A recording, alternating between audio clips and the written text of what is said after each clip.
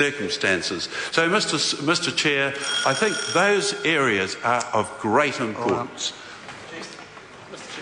I call Ian Lees-Galloway. Thank you very much, Mr. Chairman. I'd just like to pick up on the point made by Dr. Hutchison just before, that we need evidence-based policy and evidence-based initiatives. And he suggested that the evidence base around lowering the drink-drive limit is not yet there. I simply refer, Dr. Hutchison, to the Ministry of Transport's own advice to the Minister of Transport that collected the evidence from around the world that showed in every instance where the rate was lowered from 0.08 to 0.05, the impact on road safety was enormously positive, and the impact on alcohol-related harm was to do nothing other than to reduce it. The evidence is there, Dr. Hutchison. We don't need to wait any longer. We didn't need to wait until after the last election, and we don't need to wait until after the alcohol reform bill is done. The evidence is there, and it's time to move on. Mr. Chair, I also want to talk about the amendment in the name of the Reverend Dr. David Clark, which is to re-establish a Part 8 in the legislation and to again use another mechanism to address price, because we've discussed price and the number of different initiatives in front of us today regarding price. There's the minimum pricing, there's increasing excise tax, there's Marion Street's very worthy idea, I think, of a health levy, which is applied at the point of sale. And that has the advantage over excise tax in that that means that the health levy will be factored into the final retail price. But it also achieves what Kevin Haigh was talking about with taxation, is that it raises funds for our alcohol and drug treatment programs, which are excellent, but there simply are not enough of them. And accessibility is an enormous problem.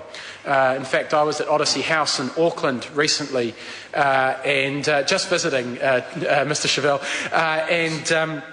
and I spoke to one of the people who was participating in their program, and it had taken her nearly 6 months from the time that she identified that she needed to go into the program to when she was actually accepted in.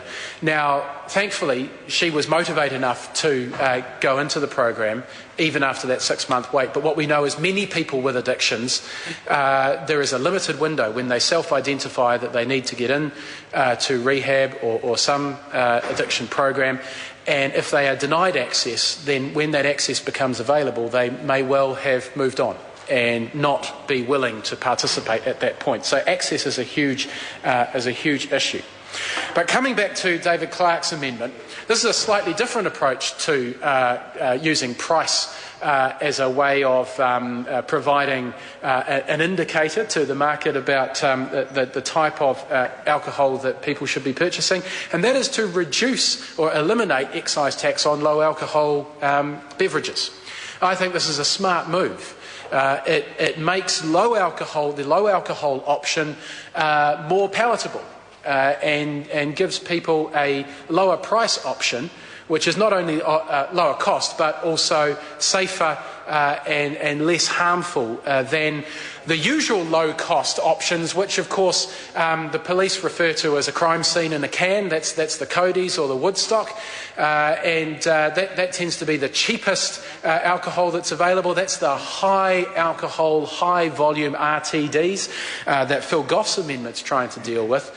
What Dr. Clark is saying is, whilst we look at how we can maybe use price by increasing the price on the high alcohol beverages, maybe we can give people a bit of a break and offer a lower price option on lower alcohol beverages. And I think that's a smart move that could be part of the suite of initiatives that Kevin Haigh was talking about when he had the call, sir.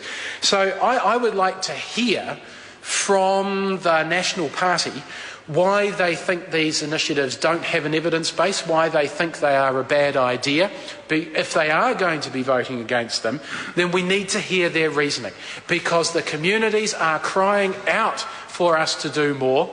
They see the bill that is being passed as not enough, too weak, insipid, and they want to see it strengthened. We're offering the opportunity to do that, and if the National Party isn't going to support it, they need to explain why.